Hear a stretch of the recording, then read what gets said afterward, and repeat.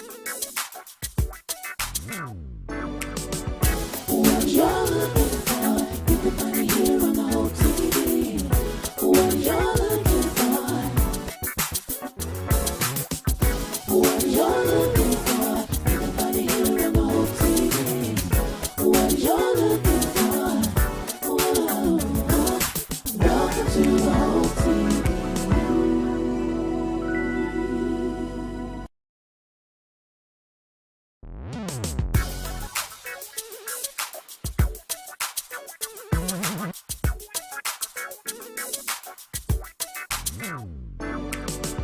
What you're looking for, you can find it here on the whole TV. What you're looking for, what you're looking for, you can find it here on the whole TV. What you're looking for, whoa, welcome to the whole TV.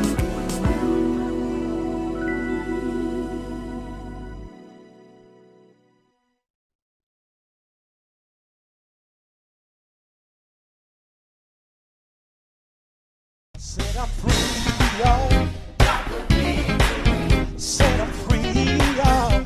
Got the victory. Set I'm free, y'all. Victory. I am free. Yes, I am. Victory. Set I'm free, y'all. Got the victory. Set I'm free, y'all.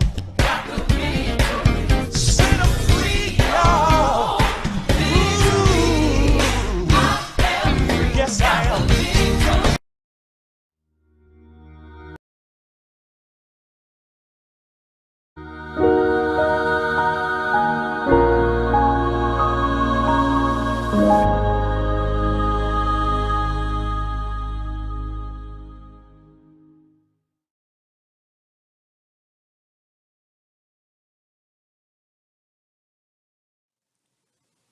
Well, good morning, good morning, good morning.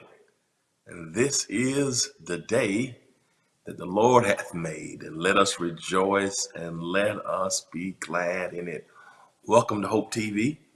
I'm Dewey Smith. I'm one of our Hope dealers here, and I am absolutely ecstatic that you've tuned in to the Hope TV on today, where we're about entertaining faith. And we're so thankful to see you. And what a blessing, what a joy to have you here with us this morning. We appreciate you being a part.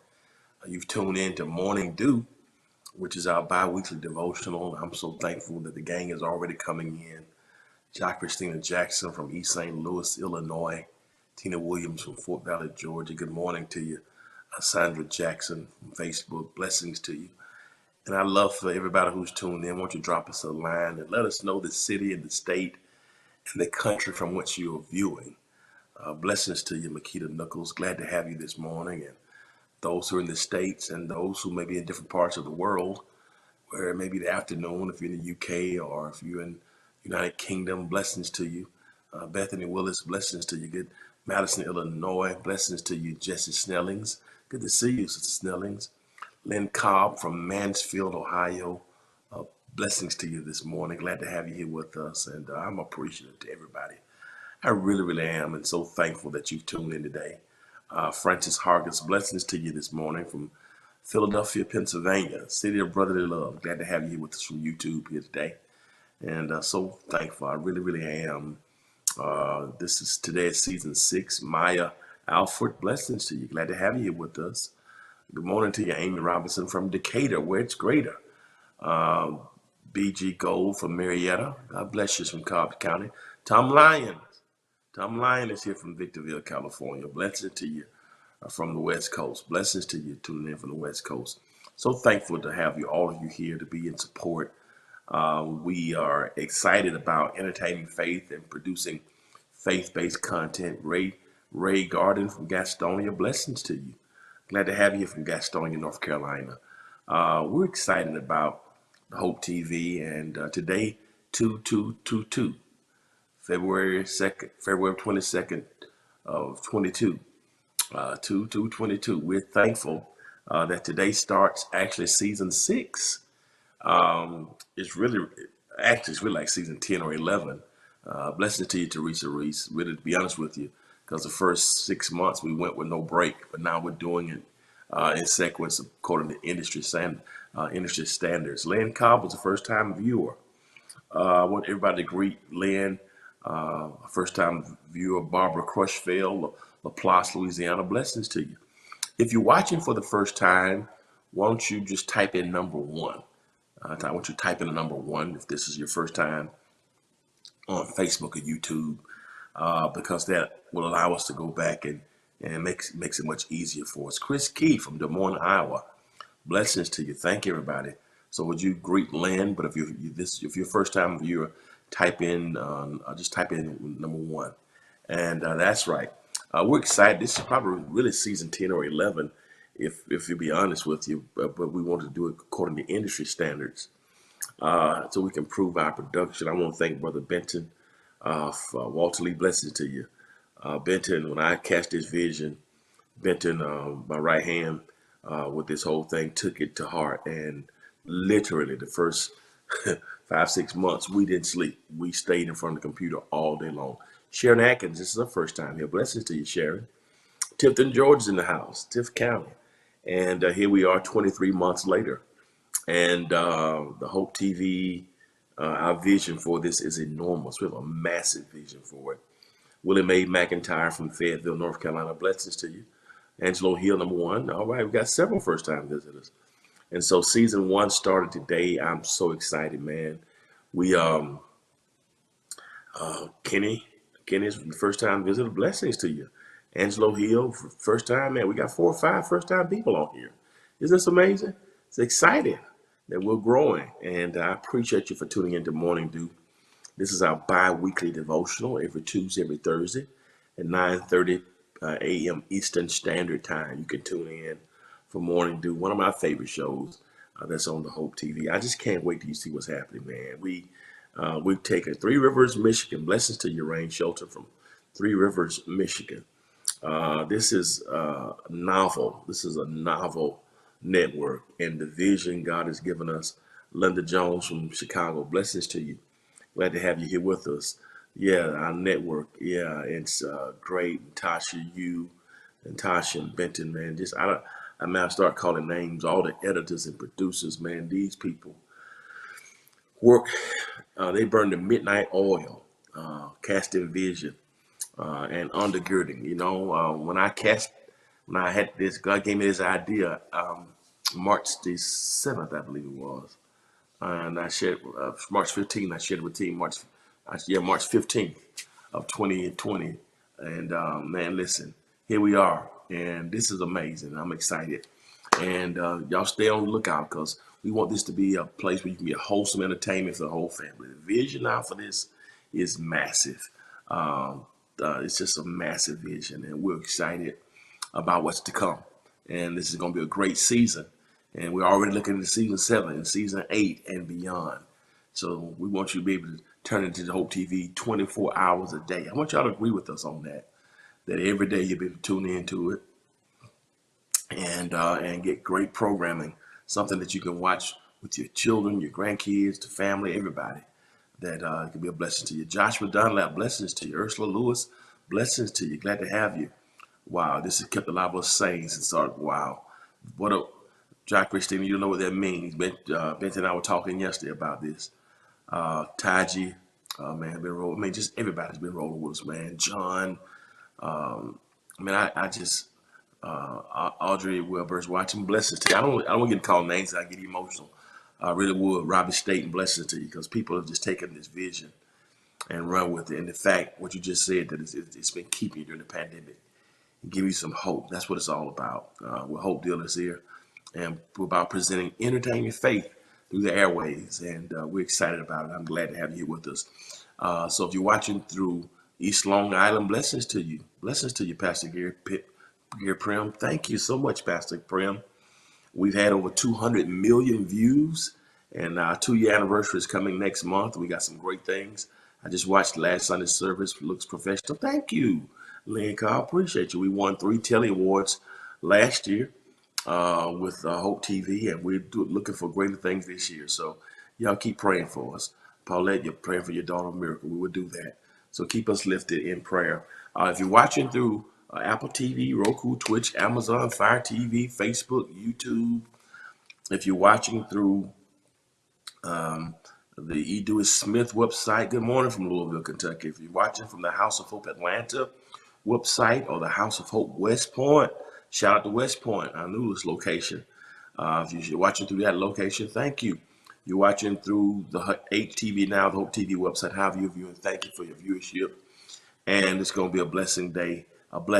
And if you're watching through a platform today, right now, that will allow you to subscribe, like, comment, or share, please do so. You want to like, subscribe, comment, or share. Every time you subscribe, it helps us to grow the platform. We're trying to bring the best in programming here and the best content creators. And the more, good morning, Lily, and the more you subscribe, that helps us to leverage it.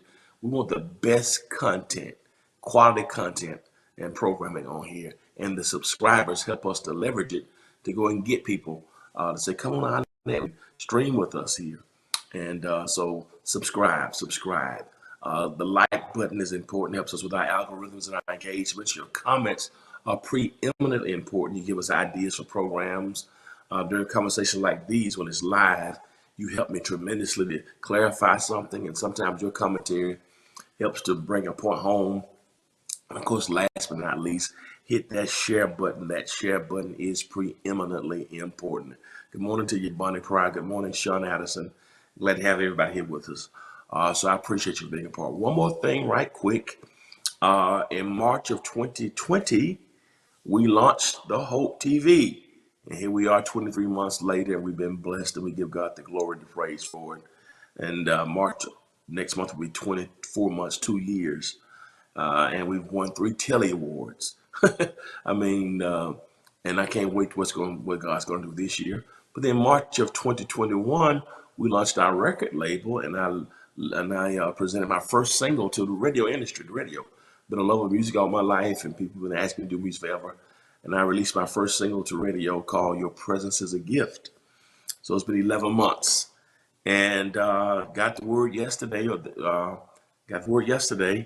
that now your presence is a gift. Blessings to you, Geneva from Orlando. Your presence is a gift is now top 10 on the gospel Billboard charts for the airplay. Can y'all play that? Made it to the top 10. Took 11 months, man. Good, been a long time coming. Took 11 months, but it's now, and that's not bad for a first time song, first time artist. Man, it's number 10. So I finally made it to the top 10, and I'm so excited. This is Billboard charts, gospel radio airplay. So so the top 10 song on gospel radio in the country. Unbelievable, and the radio announcers are just excited about it. And now iHeart is finally going to start playing it and adding it, so even more spins are coming. Oh my goodness! So it's taken 11 months, but not bad for the first time, So God is good. So it's top 10 on gospel airplay. So thank everybody for your support. I want y'all to continue to call your radio announcers and your local radio stations and request it. And thank you. And so it's very, very exciting. So y'all please call and help us to push it further. I don't know where it's going to go, but it made it to the top 10, which is incredible, almost unheard of for a brand new artist. And I wanted to do that. I did that song because the message of it helped me. The past 6 years have been very difficult. Some of y'all know my story and some things we went through with my family. And some of you don't know some things. Thank you, Tom. I've gone through personally, grief. And if you don't handle your grief well, if you don't get help, and when you keep going, sometimes you can do some terrible things. And you can not handle your grief well, and you can not handle your storms well, and it can lead you down a destructive path. But I'm here to tell you, but if you you can't fix what you can't face. But when you let the presence of God really in, and I'm telling you, God has a way of healing you and restoring you and protecting you. And that song was a song that came out of a lot of pain and particularly over loss. And so I hope that it's blessed people during the pandemic and it's resonating with people all over the world. Your presence is a gift. You are my reward. And so no matter what you lost or who you lost in the pandemic, over a million Americans have died. Many of us have had to say goodbye to our loved ones throughout the pandemic and down through the years. And grief is tough. It'll lead you to the bottle. It'll lead you. You'll be surprised. It'll lead you to a dark place. But His presence, let it be your gift, and let His presence be your reward. So thank y'all to everybody for your support. Y'all keep pushing it. Y'all keep pushing it. Keep pushing it, and let's see what happens. But it's number 10 now, and I never dreamt that. I really didn't. I just want to put the music out that I thought would bless people. I want to give a tribute to my deceased mother. You know about grief. Yeah, you understand. Grief would tear you up. I had to bury my mom and my sister three weeks apart 6 years ago, and still getting through it. And but now I know differently. You know, I know differently. So maybe that song is blessing people. May continue to do so. Okay, let me get into our devotional today. We've been going verse by verse through the book. God blessings to you, Jamie from Harlem, New York. Blessings to you. We've been going through the book of Galatians. Man, we got people here from Harlem and Philadelphia and California and North Carolina and Florida, and man, y'all are here. Blessings to you, Tina. Blessings to you. We've been going verse by verse through the book of Galatians, and when I came to this chapter 5, and I do my devotional from the Message Bible. Got Michigan here, Macon, Georgia there. Good morning to you, Julie. Right, my sister, right around the corner from me. Grew up right around the corner from each other. When I got to this passage in the book of Galatians, it reminded me of a commercial when I was a boy. When I was a boy, Big Mac had a commercial. 2 all beef patties, special sauce, pickles, lettuce, onions on the sesame seed bun. That was Big Mac. 2 all beef patties, special sauce, pickles, lettuce, onions on a sesame seed bun. That was the Big Mac. I don't know if y'all remember that, you know. And then they had another commercial. Big Mac, filet of fish, quarter pound of French fries, icicle milkshake, sundaes, and apple pie. Anybody remember those commercials? When I grew up, that's how they got that Big Mac across on the airways. 2 all beef patties, special sauce, pickles, lettuce, onions on a sesame seed bun. Yeah. And then they had Big Mac, filet of fish, quarter pound of French fries, icicle milkshake, sundaes, and apple pie. That was Big Mac. 2 all beef patties, special sauce, pickles, lettuce, onions on a sesame seed bun. But then Burger King came out with one. They were really trying to throw off on McDonald's when you think about it. And they had a commercial that said, yeah, that's it. They had a commercial that said, you can have it your way. Big Mac was the primary sandwich from McDonald's. Yeah, that's it. Cheese, didn't it? Big Mac, 2 all beef patty, special sauce, pickles, lettuce, cheese, onions on sesame bun. You're right, Angela. You remember that? 2 all beef patty, special sauce, pickles, lettuce, cheese, onions on the sesame seed bun. That was McDonald's with Big Mac. But then Burger King said you can have it your way.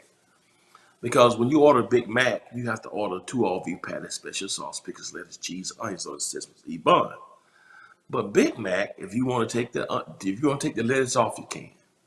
If you want to get with no onions, you can. If you want with no mayo, you can. If you want it with cheese, you can add it. If you want without cheese, you can have without cheese. If you want it with extra pickles and extra onions, like my sister used to get it, I used to get mine like that too.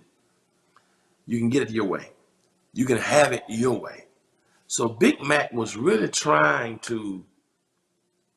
King was really trying to throw off on McDonald's because McDonald's was already prepackaged. It came together. But with Burger King, you can decide on what you wanted. You can have it your way. And y'all been laughing at me. I see y'all was laughing at me. But when I read this scripture, that's what came to my mind in Galatians. And we're going to put the scripture up there.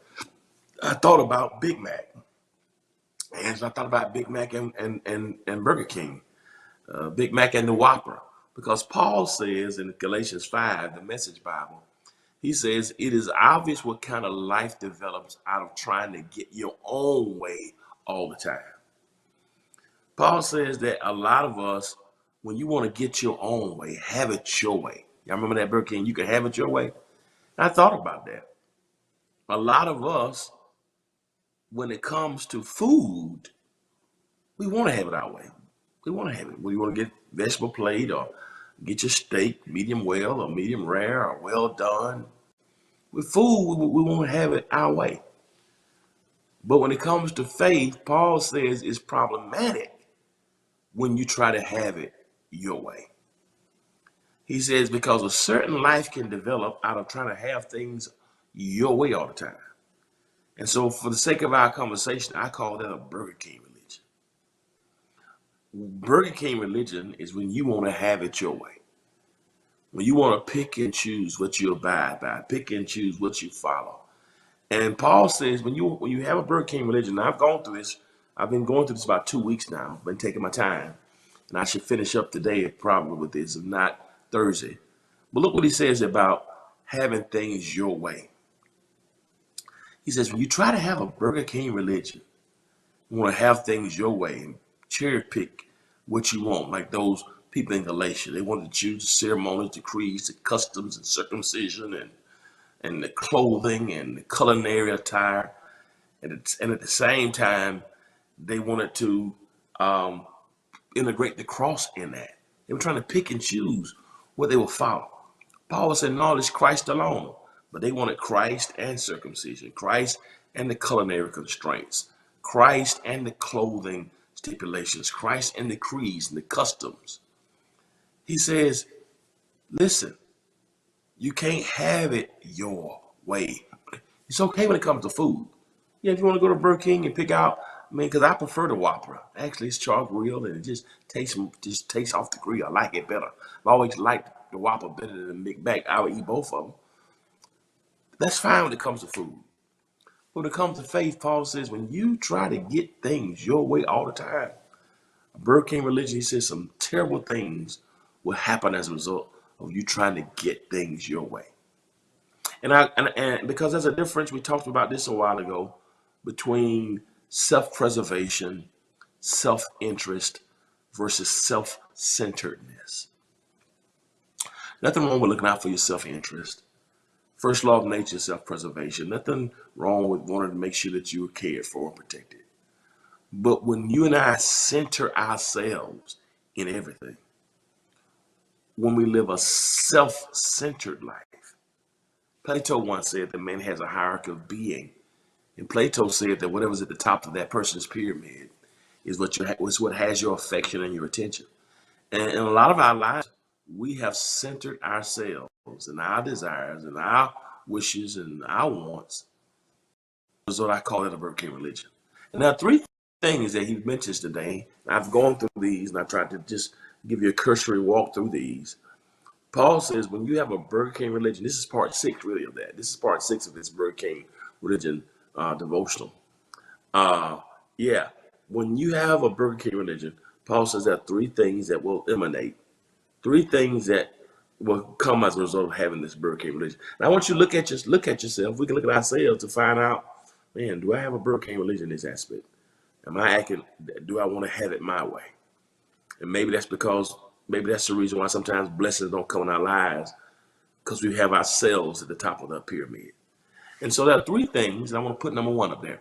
Number 1, Paul says, when you and I have a Burger King religion, get this, he said we will be adverse to companionship. We will be adverse to companionship. Adverse. What does that mean, adverse? Adverse means to run away from or almost allergic to it. Adverse to companionship. That means you don't harmonize. You're not good. You're the opposite. You're adverse to it. Adverse is almost allergic to it. It's not easy. Have issues related to companionship. Very deep. Look what he says here. He says It's obvious what happens when it's obvious what kind of life develops out of trying to get your way all the time. That's good. A brutal temper, we did that last time. Then he says this, an impotence to love or be loved. Jesus. This is the month of February. This is the month of love. Celebrated Valentine's last week. And but look what he says. He says, when you have a Burger religion, an impotence. Impotence means a lack of power. Impotence means the ability to perform. The inability to perform, inability to execute, powerless, lack of ability, weakness. Paul says that a Burger King religion can affect us relationally. Wanting to have it your way can make it impotent, make where you're impotent to love, it is, or even be loved. Some people, some of us, because I hate when preachers say you, some preachers, you, I've always tried to, us, some of us, we're all in this, can't love people. Some of us can't love because we fall in love with ourselves. And we're so in love with ourselves that we can't love nobody else. The self-interest and self-preservation and self-centeredness has made it all about us. And we center ourselves even in relationships, where it's about our needs, what we want. And so this is this whole, we just saw this documentary with Janet Jackson. She had a song, one of her popular songs, but I think many of us have applied that to what have you done for me lately? Ooh, yeah. What have you done for me lately? And again, I'm not saying that we shouldn't seek to be loved or have boundaries or desires, but many of us, that's our whole mentality in relationships. What have you done for me lately? What can I get out of it? How does this benefit me? And many people look at others from a utilitarian perspective. It is, I'm with you for what I can get out of it. So if I date a man, what can you do for me? And many people have been brought up with, if I date a woman, what can she do for me? Can she cook? She clean? I need somebody to take care of me. We center ourselves in the whole piece. He says, and so we don't have the power to love. We're impotent to love or even be loved. Some of us are so ugly in spirit and personality, it's hard for people to love us back. Because we want it our way all the time. So you can't love or you can't be loved. And everywhere you go, it's the same story, the same piece. We center ourselves where it's all about us. Some of you who are watching me right now, you may be wondering, why do those of you who may be single, sometimes those who may be married before, those who be married, you may be wondering, why don't I have peace? Or I've dated 3 guys, or I've dated 4 women, and they don't know each other, and every one of them said the same thing about me. You're all about yourself. You're selfish.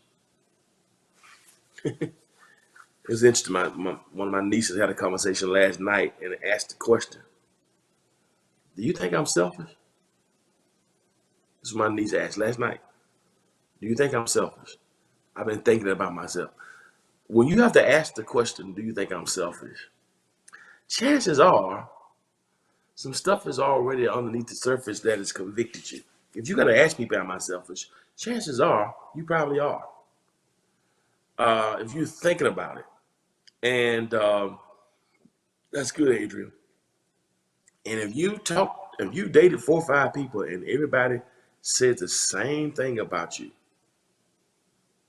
they don't even know each other. You got 4 or 5 failed relationships that didn't work out with good people. Sometimes you have to ask yourself this question: now, who's the common denominator in all these equations? Is it about me? Have I have I allowed my hurt from the past? Have I allowed my pride? How have I allowed how I've been brought up? Have I allowed how I've been brought up to change my idea of relationships? What have you done for me? What can you do for me, honey? Honey, you better get what you can. You better get yours.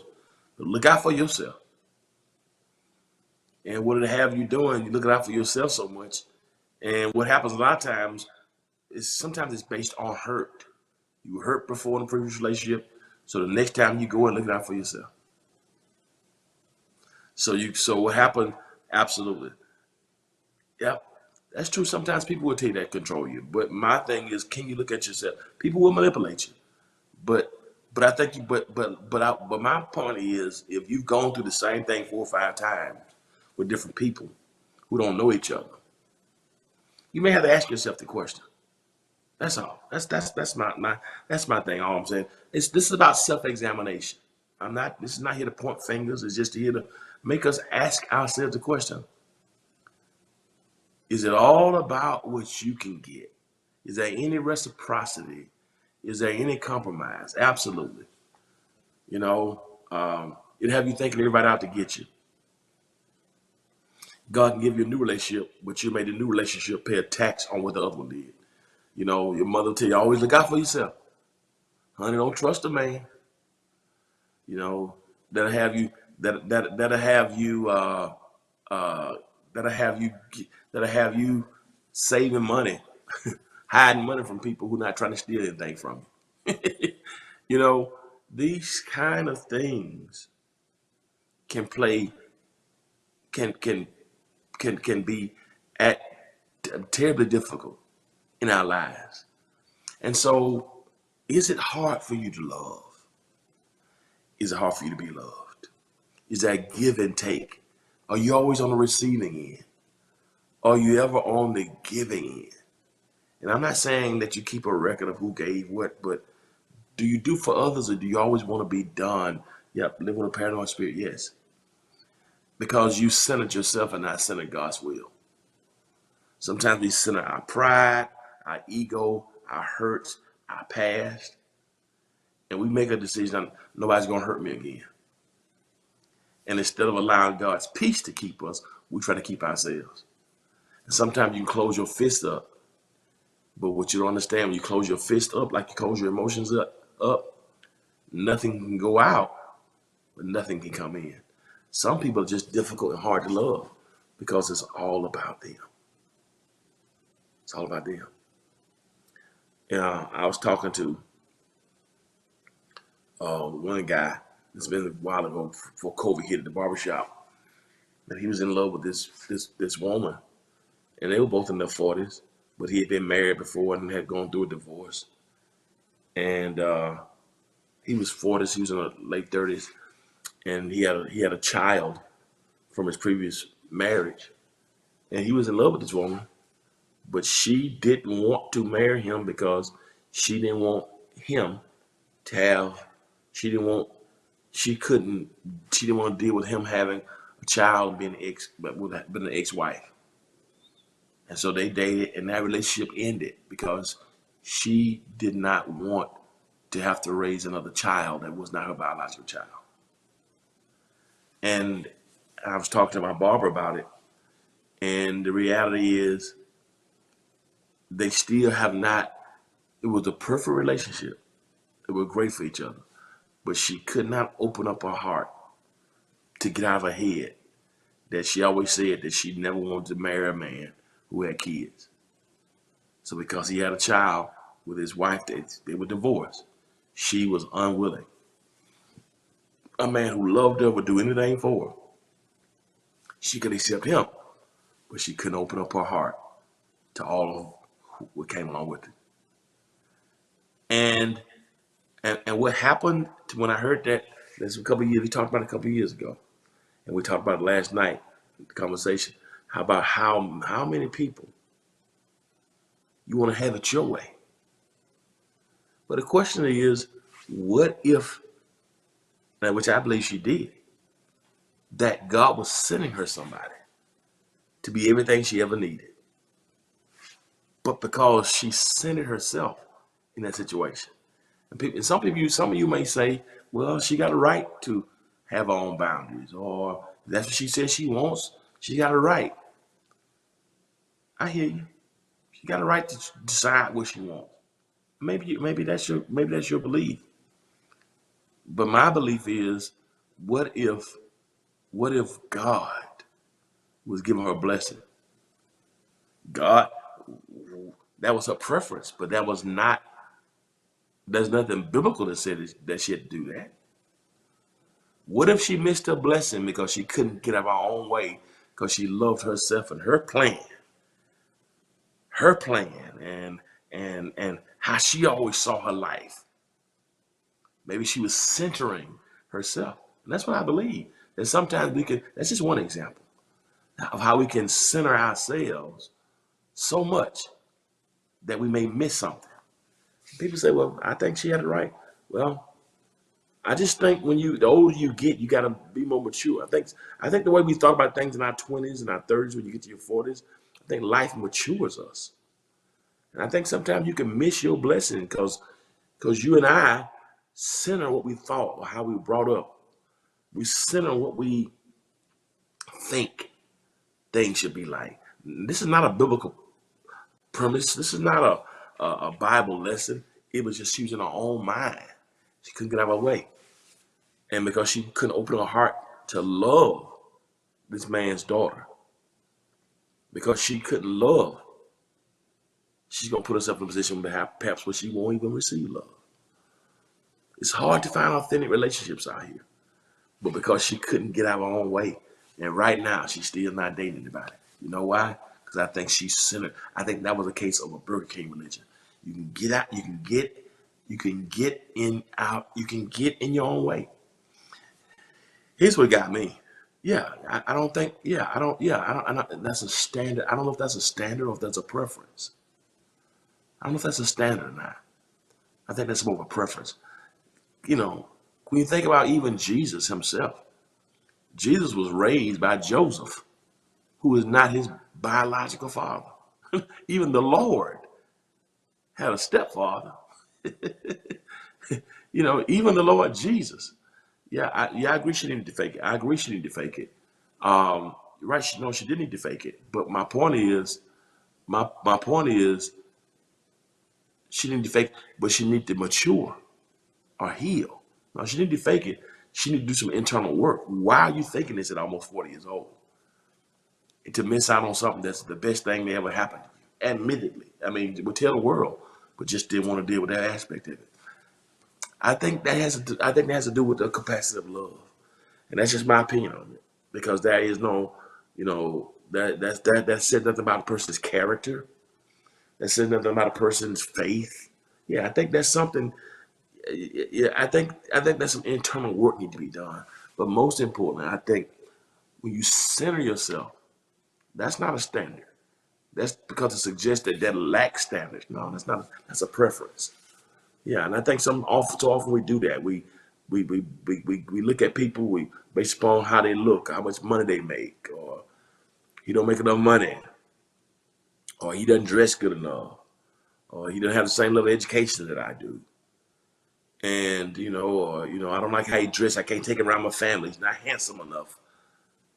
And we look at these things like this, and sometimes if you're not careful, we can allow our preferences, to put us in a position where we're hard to love, and we can be adverse to companionship. That's a Burke religion. Here's another one. That's just my opinion. And here's another one. That's so true. It's hard to hear from God. You already have that. That's so good. Absolutely. Yeah, it's just, but we got these preconceived notions, man, in our heads. And this is what I want. This is what I've always wanted. This is what I see. But just because you see that doesn't mean that's what God has for you. That's my point. When did the Holy Spirit tell you not to do it? When did God tell you? This man has everything you ever wanted. But because he was married and divorced and has a daughter, and you decide, no, I'm not doing that. That means, in my opinion, that you centered yourself and your thoughts and your preferences. And nothing's wrong with preferences. But what happens when your preferences may push you away from something that God has given you that can be the best thing that's ever happened to you? It's my opinion. You may have an issue with Burger King religion. Here's another point two. I'm almost finished. Let me give you two more. Let you go. Affinity for compartmentalization. Affinity for compartmentalization. Affinity for compartmentalization. Affinity for compartmentalization. What does that mean? Affinity for compartmentalization. Put the scripture back up there. I'm almost finished. It is obvious what kind of life develops out of trying out of trying to get things your own way. You're exactly right, Darcy. It is a hard thing. It is a hard thing to do that. But it's also harder sometimes trying to live by yourself. It is obvious what kind of life develops out of trying to get your own way all the time. Brutal Temple, it is an impotence to love or be loved. Here's another one. Divided homes, divided lives. It's also hard trying to pay the bills by yourself. it's, it's a whole lot is hard. You know what I'm saying? It's hard. Life is hard. You know, it's hard to sometimes be by yourself. Yeah, everything's hard. But it is a brutal temperature, an impetus to love be loved. It is divided homes, divided lives. Whoa. Divided homes and divided lives. What does that mean? It says that sometimes when you have made it about yourself, that's true. When you made it about yourself, you have a divided home and a divided life. Many of us have compartmentalized lives. We have God right here. We have our relationships right here. Have our job right here. Compartmentalization. We gotta learn how to decompartmentalize God. What I mean by that? Some of us have divided places in our lives. We have places where God lives and a place where we don't want God to go into. It's almost like when I grew up, Mama taught always keep the living room clean and always keep the front bathroom clean. Mama said whenever you go to when you go to school, you leave the house, make sure you put some clean underwear on. Just in case you get hurt or something, got to go to the hospital, you got some clean underwear on. Mama would say to me, when people come over to the house, the front bathroom need to be clean. Wherever people gonna be, the public areas need to be clean. Now you can go in your bedroom and let it be junky, and you can close the door back there. Because you compartmentalize places where people can go and places that are cluttered. Think about that. Even to this day, some of us, the front room gonna be clean, the living room gonna be clean. People gonna come there, front bathroom, keep that clean, people. But now the back areas, now you can come to my bedroom. I got stuff all on the floor, and you know, bedroom can be more junky. You come in the little den area, that's pretty tidy. You don't get too messed up. The common areas, you know. But now you're not coming in this room, cause I ain't make the bed up, or I got stuff on the floor from yesterday. Every area, you know what I'm saying?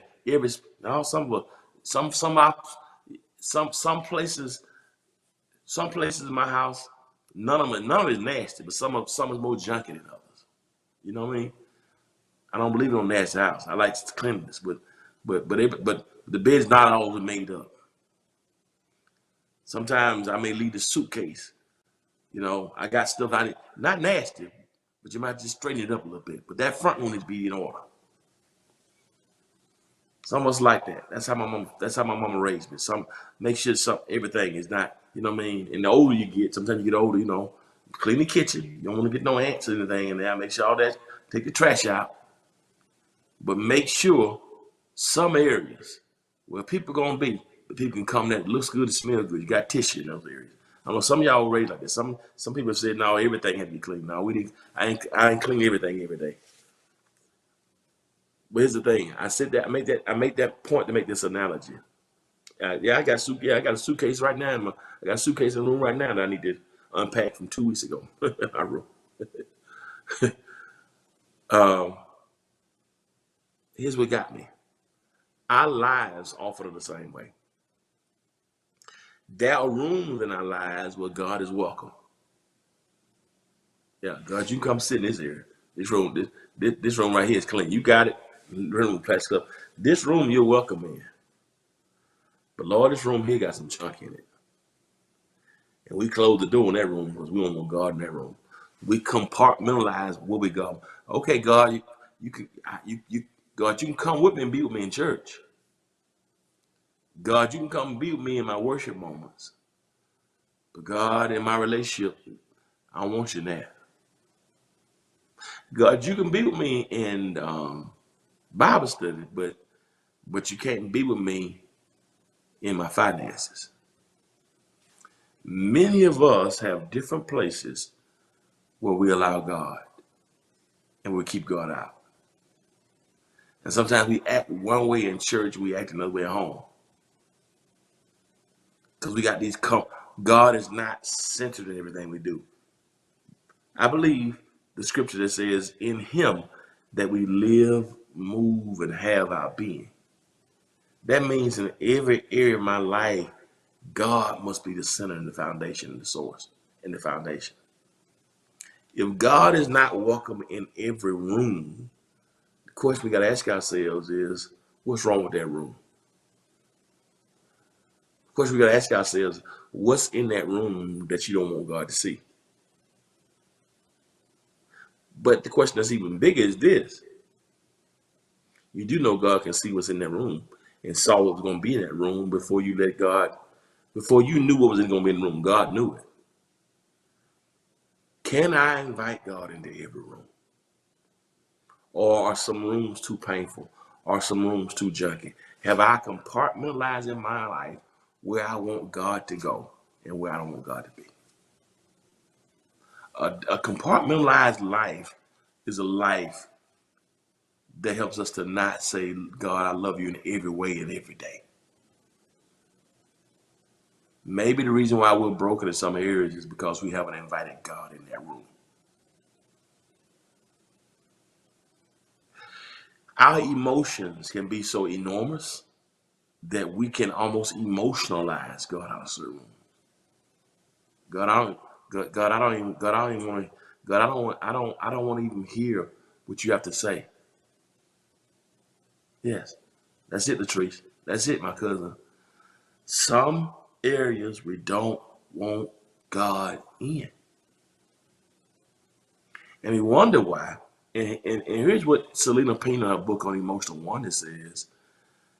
There's some rooms, we all got rooms, and some rooms are so painful that we make those rooms sacred.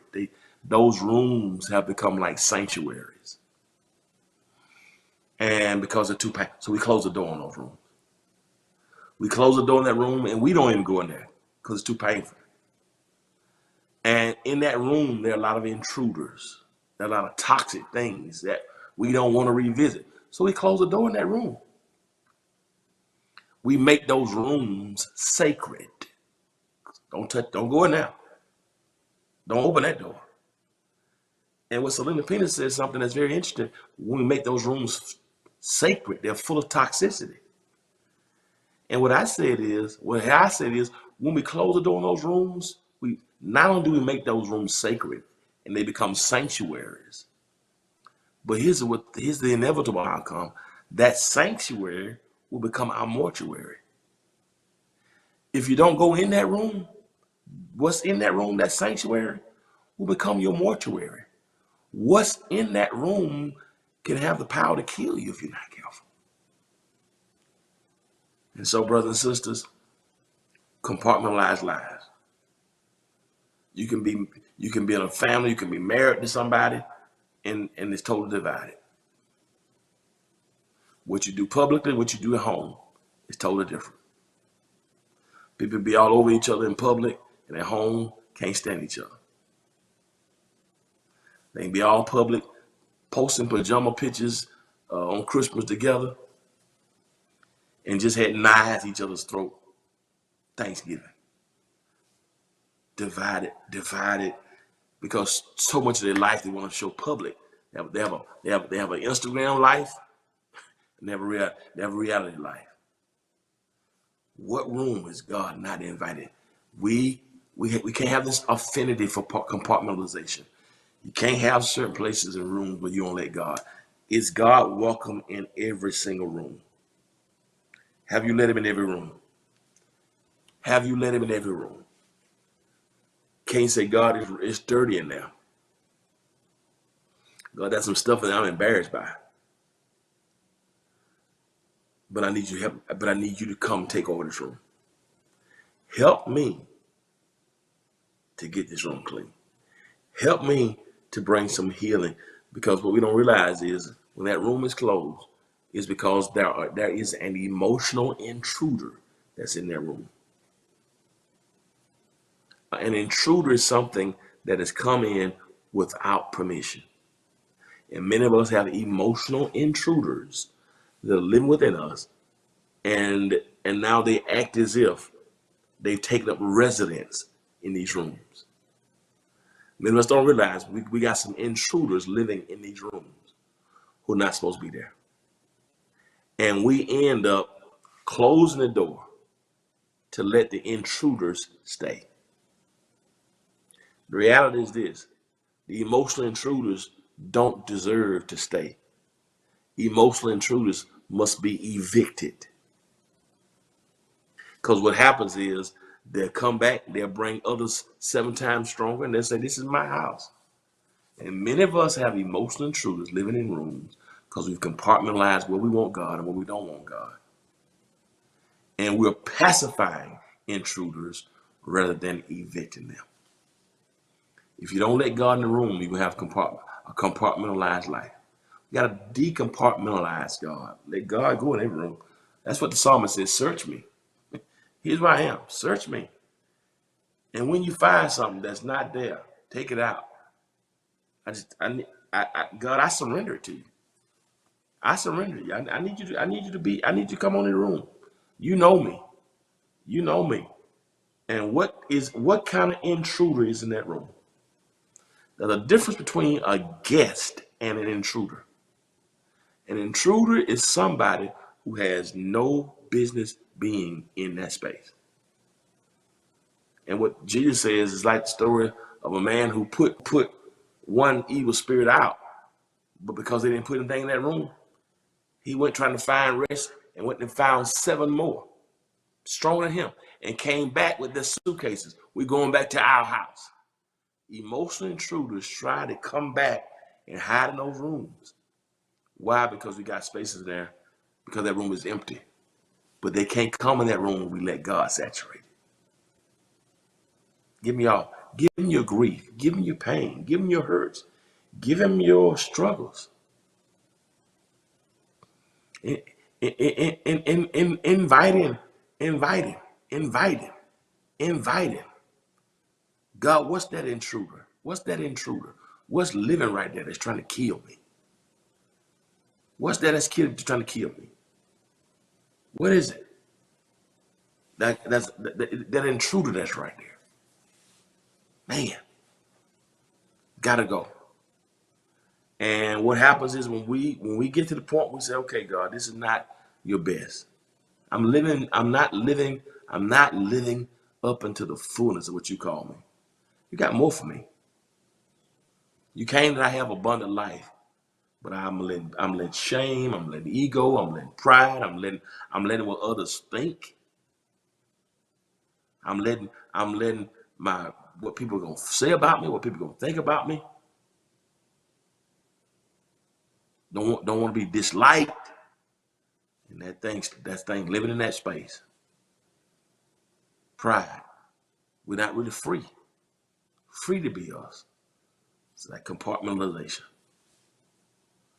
In every relationship is God behind. Is God. Do you see God in it? Is it a blessing? Or something you just got yourself in because of flesh? Compartmentalized life. So Burger King religion, you just want everything your way. First thing I told you was adverse to companionship, affinity for compartmentalization. Here's the last one. The third thing, I'm gonna let y'all go. The third thing, affected by low consciousness. When you got a Burger King religion, when you just want it your way, you're affected by low consciousness. Affected by low consciousness. Affected by low consciousness. He says when you just want it your way, everything got to be your way. Number one, it's gonna be hard for you to love and hard for you to be loved because you center yourself in everything. It's more about what you can get. What have you done for me lately? Second thing, the affinity for compartmentalization, where you have a divided home, divided life. Right? But then the third one is affected by low consciousness. Put the scripture up there. What do you mean by low consciousness? And the last one, I'm gonna let y'all go. Look what he says about low consciousness. He says, it's obvious what kind of life develops out of trying to get your own way all the time. A brutal temper, we talked about that last week, an impotence to love or be loved, divided homes, divided lives. Here it is, small-minded and lopsided pursuits. Small-minded and lopsided pursuits. Jesus. So you're small-minded. When you want to have it your way, you end up with small-minded and lopsided pursuits. What does that mean? That means that you'll start pursuing stuff that don't even, like, what are you thinking? Like, is that all? You mean tell me that you don't think God can help you finish school? You mean to tell me that God can't let you do the ministry? You going for low-hanging fruit? You mean to tell me that you don't believe you can buy the home? You don't believe you can start the business? Because you centered yourself, now you've lowered your view on what God can do. Because now you think you're responsible for the outcome. Many of us won't step out on faith and do great things because we centered ourselves. Because we think the outcome is up to us. You know, I just, why can't you start the business? Why can't you be successful? Why can't you launch out in ministry? Why can't you do the building program? Why can't you go back and get the master's? Why can't you write the book? Why can't you produce the music? Small-mindedness. Small mind. We fuss over the smallest things. We get upset about stuff that doesn't matter. You argue with people over stuff that means nothing. You always got to be right. And we look at like, why am I tripping over something that's so little? Small-minded pursuits and small-minded and lopsided pursuits. So now the things we are pursuing, he says, small, lopsided. God has so much. God can give you the desires of your heart. This is going to be easy. This is going to come overnight. But God can give you the desire. Scripture says, set your affections on things which are above. Let me tell you something. God has so much in store for us. God has joy and peace for us. God has increase and favor that are available for us. When you look at your life and you wonder, I'm surrounded by people who bring me down, not push me higher. And sometimes you begin to think, okay, well, maybe this is God's best for me. People who bring me down and keep me down. No, God has greater, not small-minded things. Oh, set your mind and your affections on things that are above. God has great.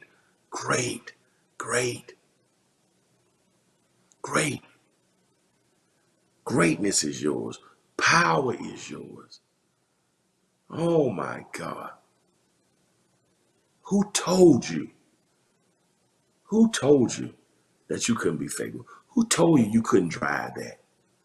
Who told you you couldn't have that? I don't care.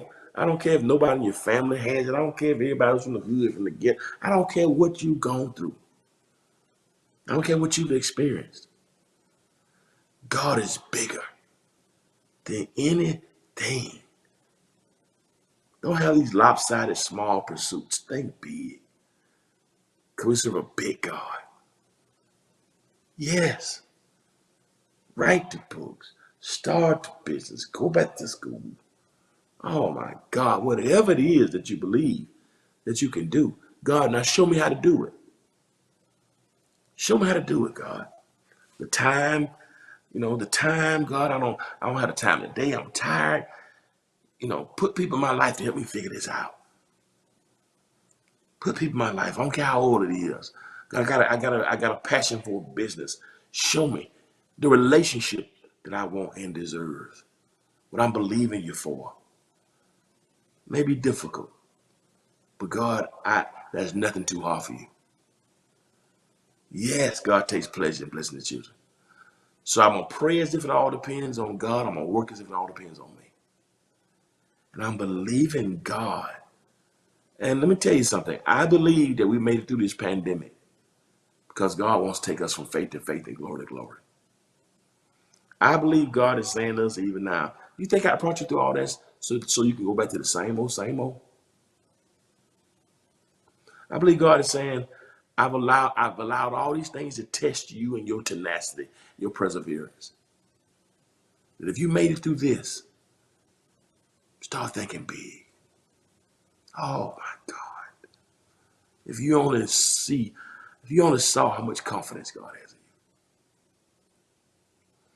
you. We tell our team sometimes, you ought to try something so big that failure is absolutely guaranteed unless God steps in. You ought to try something so big that failure is guaranteed unless God steps in. And I hear what y'all are saying. Well, I ain't got the money. Well, God would never give you a vision based on your budget. Yeah. If you can afford it in your budget, it ain't God. God would never give you a vision that's based on your budget. Did you hear what I said? God will never give you a vision based on your budget. That's not God.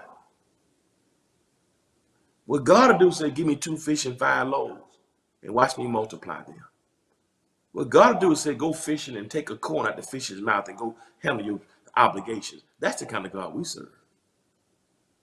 But many of us have lowered God and brought God down. We got a Burger King religion because we put ourselves on the throne. God will give you time. God will restore the years of locusts of Eden. The palm worm and the cankerworm are taken away. Listen to me here. Open your consciousness. Get a higher consciousness and a higher view of what God can do and what God will do. Yeah, that's it. Try something so big. That's it. If you can see it, that's not it. Try something that's so big that failure is guaranteed unless God steps in. And I'm telling y'all, I believe this is the season where God's getting ready to blow somebody's mind. I believe that this is a season that the stuff you've been struggling through and desiring and praying for and hoping for, I believe this is a season where God is going to manifest and give you your heart's desire. He knows your heart. He knows you're not evil or wicked. He knows that you're going to honor him and put him first. If you put God first, watch what God can do. God is going to blow your mind. So don't have a Burger King religion where everything is about you. But take yourself off the throne and put him on the throne. And say, God, I'm gonna honor you. And when you do, I'll honor you. I'm gonna protect what you give me. I'm gonna honor what you give me. I'm going to make sure that you get all the glory, all the honor, and all the praise.